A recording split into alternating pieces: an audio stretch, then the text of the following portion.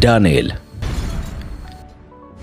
በምርኮ ወደ ባቢሎን የተወሰደ በእግዚአብሔር ያለው እምነቱ የማይናወጠው ነብዩ ዳንኤል የአንበሶችን አፍ የዘጋ እምነት፣ እሳታማ ፈተናዎችን ተፈትኖ ያለፈ እምነት፣ የኃያላን ነገሥታትን አዋጅ የገለባበጠ እምነት፣ በባዕድ ምድር ላይ እግዚአብሔር ብቻ አምላክ እንደሆነ ያሳየው ዳንኤል ዝም ሊያሰኘው በሚሞክር ዓለም ውስጥ ለእግዚአብሔር የቆመ ሰው ዳንኤል። ውድ የአሳፍ ቲዩብ ተከታታዮች ይህንን ሕያውና ዘላለማዊ የዳንኤል ታሪክ እያደመጣችሁ እስከ መጨረሻ ስትቆዩ በፈተናዎች ሁሉ ጸንታችሁ እንድትቆሙ የሚያደርግ የእምነት መንፈስ ያገኛችኋል። አብራችሁን ቆዩ።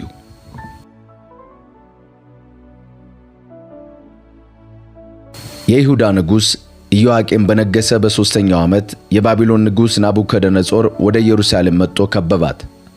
ጌታም የይሁዳን ንጉሥ ኢዮአቄምን በእግዚአብሔር ቤተ መቅደስ ካሉት ዕቃዎች ከጥቂቶቹ ጋር በእጁ አሳልፎ ሰጠው። ወደ አምላኩም ቤት ወደ ባቢሎን ወሰዳቸው፣ በአምላኩም ግምጃ ቤት ውስጥ አኖራቸው። ከዚያም በኋላ ንጉሡ የቤተ መንግሥቱን ጃንደረቦች አለቃ አስፋሪዝን ከንጉሣዊ ቤተሰብና ከመሳፍንቱ ዘር የሆኑትን እስራኤላውያን እንዲያመጣ አዘዘው። እነርሱም የአካል ጉዳት የሌለባቸው መልከ መልካሞች፣ ማንኛውንም ትምህርት የመማር ችሎታ ያላቸው፣ ዕውቀት የሞላባቸው፣ ሁሉንም ነገር በፍጥነት መረዳት የሚችሉና በንጉሡም ቤት ለማገልገል ብቃት ያላቸው ወጣቶችና ወንዶች ናቸው። የባቢሎናውያን ቋንቋ ስነ ጽሑፍ እንዲያስተምራቸው አዘዘ።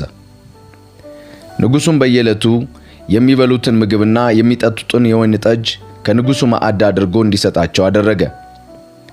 ለ3 ዓመት ከሰለጠኑ በኋላ በንጉሡ አገልግሎት ላይ የሚሰማሩ ናቸው። ከነዚህም መካከል ከይሁዳ የመጡት ዳንኤል፣ አናንያ፣ ሚሳኤልና አዛርያ ነበሩ። የጃንደረቦቹም አለቃ አዲስ ስም አወጣላቸው። ዳንኤልን ብልጣሶር፣ አናንያን ሲድራቅ፣ ሚሳኤልን ሚሳቅ፣ አዛርያን አብደናጎ ብሎ ጠራቸው። ዳንኤል ግን በንጉሡ ምግብና የወይን ጠጅ እንዳይረክስ ወሰነ። በዚህም መንገድ ራሱን እንዳያረክስ የጃንደረቦቹን አለቃ ፈቃድ ጠየቀ። እግዚአብሔርም ለዳንኤል በጃንደረቦቹ አለቃ ፊት ሞገስና መወደድን ሰጠው። ሆኖም የጃንደረቦቹ አለቃ ለዳንኤል መብሉንና መጠጡን የመደበላችሁን ጌታዬን ንጉሡን እፈራለሁ፣ በዕድሜ እንደናንተ ካሉ ወጣቶች ይልቅ ከስታችሁ ብትታዩ በንጉሡ ዘንድ በራሴ ላይ አደጋ ታስከትሉብኛላችሁ ብሎ ነገረው።